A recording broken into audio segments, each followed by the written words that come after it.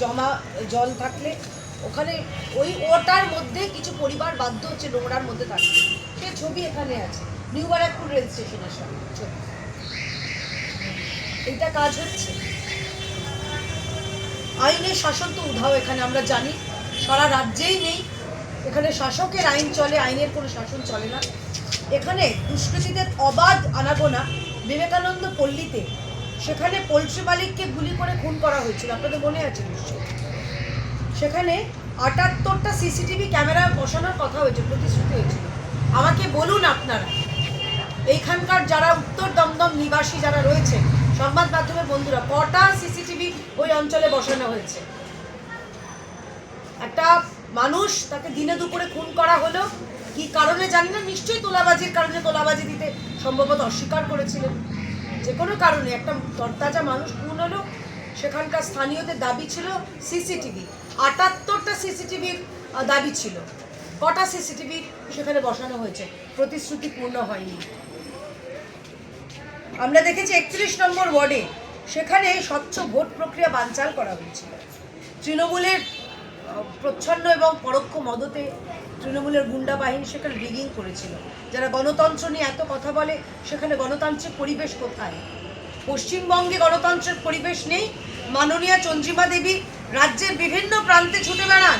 তিনি উত্তরপ্রদেশ দেখেন, মধ্যপ্রদেশ দেখেন, গুজরাট দেখেন, রাজস্থান দেখেন, নিজের বিধানসভা দেখেন না কেন? নিজের বিধানসভায় যে অবস্থা, সেই পরিস্থিতি তিনি কেন খতিয়ে দেখেন না? গত ৫ বছরে, মানে তার আগের সবাই ধরলে তো আরও খারাপ, আমি গত ৫ বছরের হিসাবটা খালি তুলে ধরছি। কড়াই কারখানা ছিল এখানে, ১,০০০ শ্রমিক, তাদের রুজি রোজগার বন্ধ হয়ে গেছে। কাদের আঙ্গুলি হেলনে? নিউ ব্যারাকপুরে সেখানে আমাদের মনে আছে আমাদের ঘটনাটা, ওটা অত্যন্ত লজ্জাজনক। মদ্যপ সে ছিল জিম প্রশিক্ষক, সেই জিম প্রশিক্ষক একটা অশ্লীল মন্তব্য করে এবং ধর্ষণ চেষ্টা করে এক তরুণীকে। বারবার এই অঞ্চলে মহিলারা কেন আক্রান্ত হয়? এখানকার বিধায়ক মহিলা, আমি খুব একদম কনসিয়াসলি বিধায়ক কথাটা ব্যবহার করছি, কারণ আমার মনে হয় এই এমন কিছু পদ রয়েছে যেখানে জেন্ডার নির্বিশেষে বা তাদের লিঙ্গ নির্বিশেষে বলা উচিত। তাই আমি খুব কনসিয়াসলি বিধায়ক কথাটা ব্যবহার করছি। তুমি তো মহিলা, দিনের শেষে একজন মহিলা, একজন মা।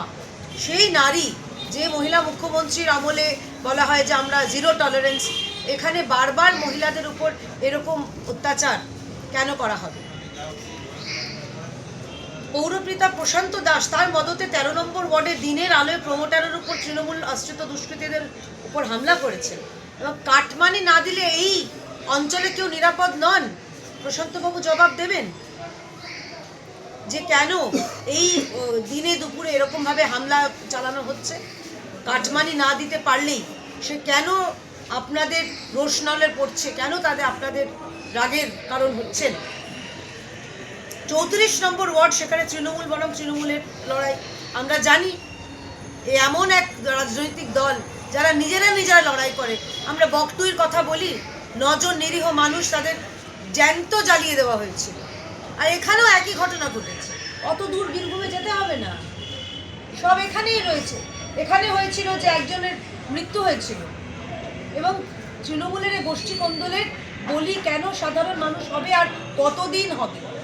এদের বখরার লড়াই, ২৫-৭৫-এর লড়াই, ভাগ বাটোয়ারার লড়াইতে সাধারণ মানুষ, সাধারণ নাগরিক তারা কেন তারা বলি হবেন? এই প্রশ্নের উত্তর আমরা খুঁজছি।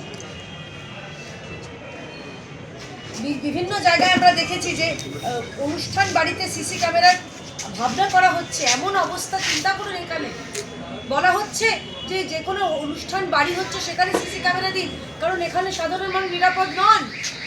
যাতে সেই ঘটনার পরে পরবর্তীকালে যদি ঈশ্বর না করুন কোনো দুর্ঘটনা ঘটে, তাহলে যাতে সেই সিসিটিভির ফুটেজ দেখে দুষ্কৃতী হোক, দোষী হোক, খুনি হোক, তোলাবাজ হোক, সিন্ডিকেটবাজ হোক, তাদেরকে ধরা যায়। জমি বাড়ি নেই উত্তর দমদমবাসীদের ভাগ্যে, তাই সাধারণ মানুষ জমি কিনলেই জুটছে হুমকি। একটা স্টিং অপারেশন হয়েছিল, আপনাদের মধ্যে সাংবাদিক বন্ধুরা নিশ্চয়ই জানেন, একটা স্টিং অপারেশন ফাঁস হয়েছিল যে জমি কিনছে তাকে হুমকি দেওয়া হচ্ছে যে কাটমানি না দিয়ে, তোলাবাজি না দিয়ে, প্রণামী না দিয়ে কেন? এখানে তুমি জমি কিনেছো, সাধারণ মানুষ জমি কেনার অধিকার নেই? নিজের টাকায় কিনছে, ওরা তো আর কোনো চুরির টাকায় কিনছে না, তোলাবাজির টাকায় কিনছে না। ভুল বললাম? আর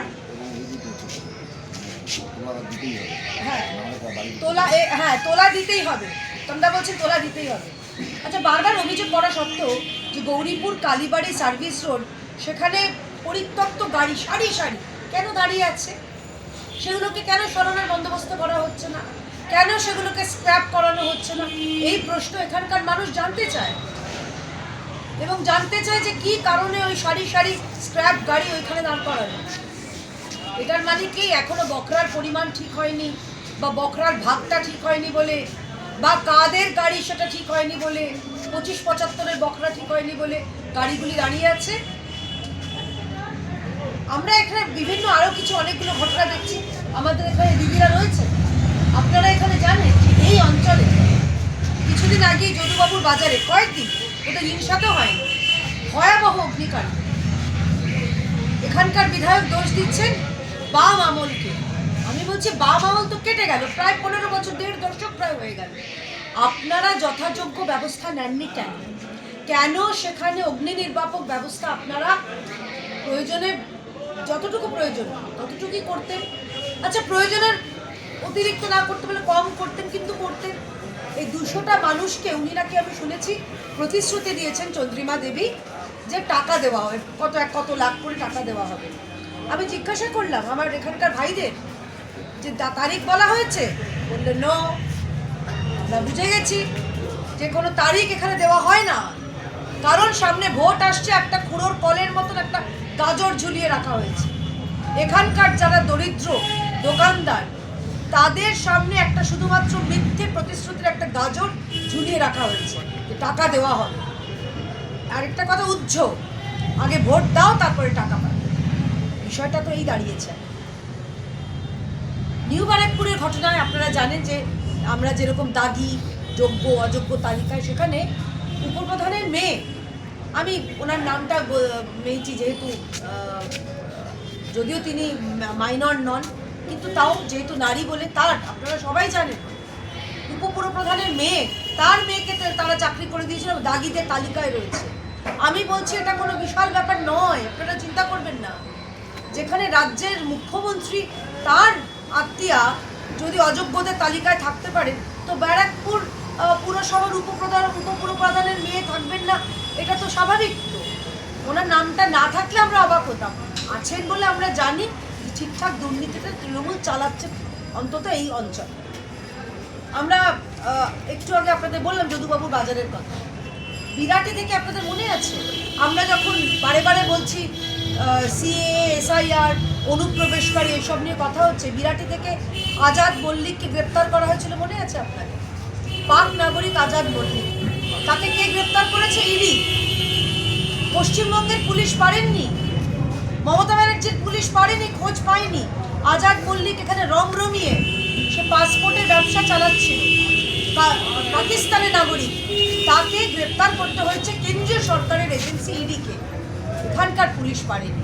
এরা চলে যায় কথায় কথায় উত্তরপ্রদেশ, কোথায় কোথায় মধ্যপ্রদেশ, গুজরাট, রাজস্থান, আসাম, এদের প্রিয় সব জায়গা। নিজের রাজ্যটাকে দেখো, নিজের রাজ্যে নাকের ডগায় পাকিস্তানি নাগরিক, সে চোর কিনা আমার জানা নেই। আমার উত্তর দমদমের যারা বাসিন্দা, তাদের যে সুরক্ষা প্রশ্নচিহ্নের মুখে তুলে দেওয়া হয়েছে, এটার জবাব কি দেবেন মাননীয় বিধায়ক?